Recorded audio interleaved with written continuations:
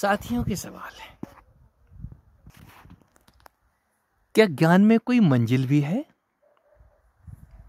क्या कोई पूर्णता का शिखर भी है जिसके मिलने के बाद हम परम शांत हो जाएंगे, फिर हमें दुख नहीं होगा और परम विश्राम की स्थिति में होंगे?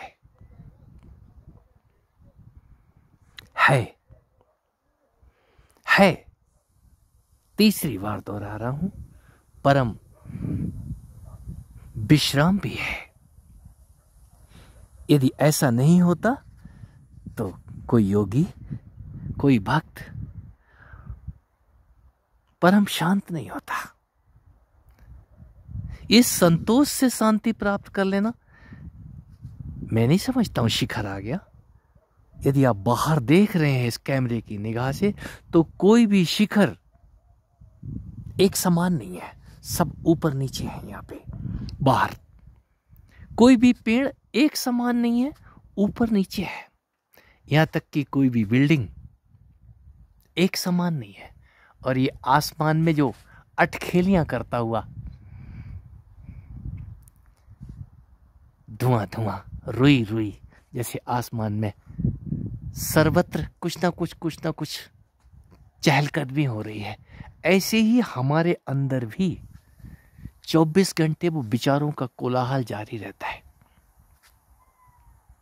ये विचारों का कोलाहल तभी पता चलता है जब आप इस तन रूपी कैद में आ जाते हैं। यहीं से शुरू होता है पहाड़, और पहाड़ से नाला, नाला से नदी, नदी से दरिया, और दरिया जब तक उस समुंदर में नहीं मिल जाता है। समुंदर हो जाना, महाशांति, महाखामोशी में पहुंच जाना है। ये नित्य की स्थिति है आपकी। आप नित्य पैदा होते हैं, जागते हैं, जो कुछ भी कर्म करते हैं, और इसके बाद पुनः नींद में चले जाते हैं। एक शून्य से विराट होने की कहानी। विराट पुनः शून्य होता है। बीज से वृक्ष बनना और वृक्ष से फिर से बीज बन जाना। इसके बीच में छुपा हुआ है एक तीसरा सूत्र, बीज को भून देना। भुना हुआ बीज पुनः अंकुरित नहीं होता।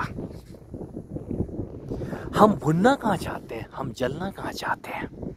ज्ञान वही तो जलन है, वही तो जलाता है। आखिर हम क्यों पैदा हो गए हैं, यही तो जाना जाता है। और जब कोई इतना जान जाता है कि हम तो हैं ही नहीं, हमको तो बस बना दिया जाता है। जो कुम्हार मिट्टी उठाता है और पीट पाट के पानी मिला के बर्तन तैयार कर देता है, तो ये तन रूपी बर्तन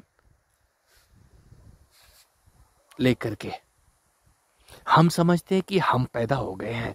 यहाँ पैदा तो ये घड़े होते हैं, बर्तन होते हैं, जो वृक्ष आदि हैं और तन आदि हैं।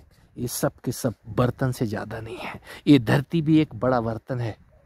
इस धरती के ऊपर क्या नहीं हो रहा है? इस सब का सब विचारों के जैसे कोलाहल है। आपके माइंड में जैसे कोलाहल मचा हुआ है, शोर शराबा मचा हुआ है, तो ये भी शांत होते हैं। आपके तन का मर जाना या मेरे तन का मर जाना, मृत्यु का होना, विचारों का शांत होना नहीं है। बस घड़ा ही फूटा है वहां पे। हमने उस घड़े के लिए भी 13 दिन तक, 13 डेज तक पेड़ पे लटका के उसके अंदर दिया जलाते हैं, 13वीं करते हैं। ये 13वीं अभी से शुरू करो। कोई 13 दिन के बाद, कोई 13 साल के बाद, 14वें साल में दिवाली मनाने अपने अयोध्या में पहुंचता है, उस ज्ञान की जानकी माँ को साथ लेकर के। आपका लक्ष्मण मर ना जाए, ये तन मर ना जाए, तब तक इस तन से आप काम लीजिए, जब तक वो लक्ष्मण से राम ना हो जाए। और कोई राम ही उस ज्ञान की परम बोध अवस्था में आता है। और जब वो परम बोधि से गुजरता है,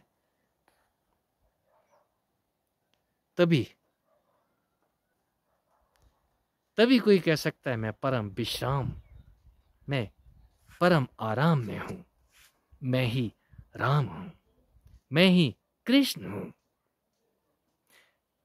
मैं ही भगवान हूं।